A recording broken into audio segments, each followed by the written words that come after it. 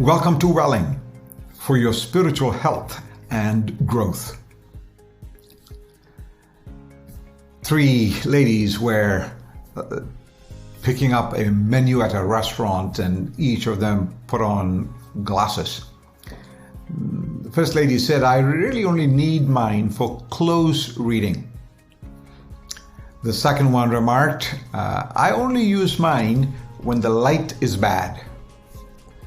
And the third one confessed, "I rarely wear mine except when I want to see." I don't want us to fit in any of those categories. I always want us to see the blessings that God has given to each one of us, starting with salvation and more. But then see the beneficiaries of our blessings, not simply ourselves, but as a means to the whole world of salvation and more. I have been in Psalm 67 for you, where the psalmist is making a case that when you are blessed with salvation, and all of us are blessed with more than salvation, we better weight salvation rightly, but also weight the responsibility of salvation even more. That we become the first link in an aggressive chain contagion which is going to reverberate across the whole world. Where the psalmist is making a case that God has blessed you for the sake of global knowledge. That's found in stanza 1, verses 1 and 2, global knowledge. Verses 3 and 5, they're like the chorus, and I wanted you to write the phrase global praise. Global praise. That's why God has blessed us. And then verse 4, which is the center of the psalm in a particular structure, there is global joy because He has blessed us. They can anticipate what God is going to do in the future and have joy now. Otherwise, they're hopeless, directionless. But now we come to the finale of the psalm, verses 6 and 7. The only verse in this whole psalm which is in past tense, and I think that is the right translation of the psalm, is not a prayer. The psalmist says the earth has yielded its produce. The earth has yielded its produce. Now we know for the people of Israel it was based on salvation. If you go to verse 2, it says that your salvation may be known on the earth, just saving ways among the nations. But then much more than that, much more than God's choice of us, much more than God's grace gives to us, He has blessed us with so much more. He says the earth has yielded its produce. I'm only speaking today to those who sense God's blessing in salvation more. If you don't sense God's blessing, this series does not apply to you.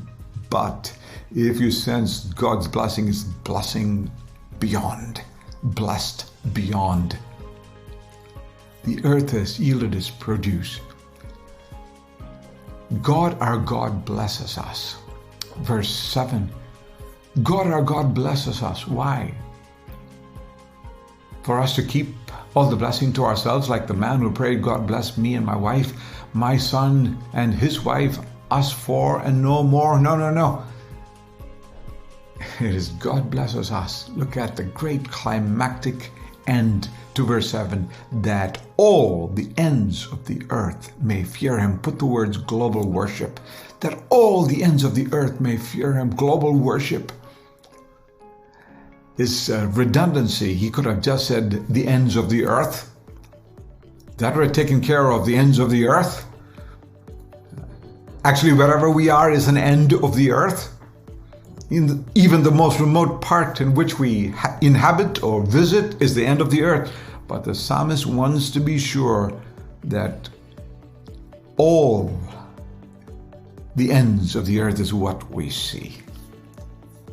That we put on those glasses not just for reading or when we need light, or pretending to see when we cannot see. He says, put on the glasses of blessing so that all the ends of the earth.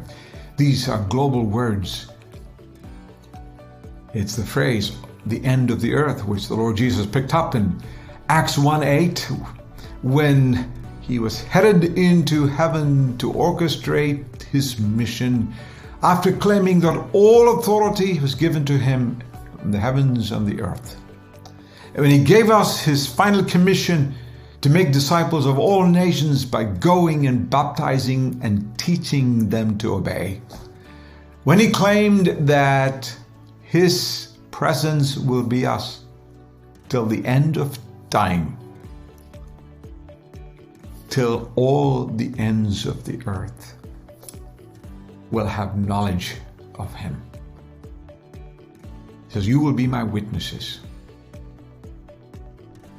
not only in Jerusalem and Judea and Samaria, but into the end, the uttermost parts. That's how you got in, how I got in, when God's message came to us. And now we get to return the favor of his blessing and more. Blessed beyond. Keep wearing your glasses, because you want to see the blessings that God has given to you, but also see the ends of the blessings as the whole world. Why has God blessed you? So that you become the first link in a chain contagion. The ripple spreads because you have been blessed across the whole world. That's blessedness. That's thanksgiving. That's gratitude. You are not an end. You are the means for the whole world to know of God's saving ways. God blesses us for global knowledge, for global praise, for global joy, for global praise, and for global worship. Let's distribute God's blessing with an attitude of grateful dependence to pursue his vision for the whole planet. All peoples, all nations, all over the world.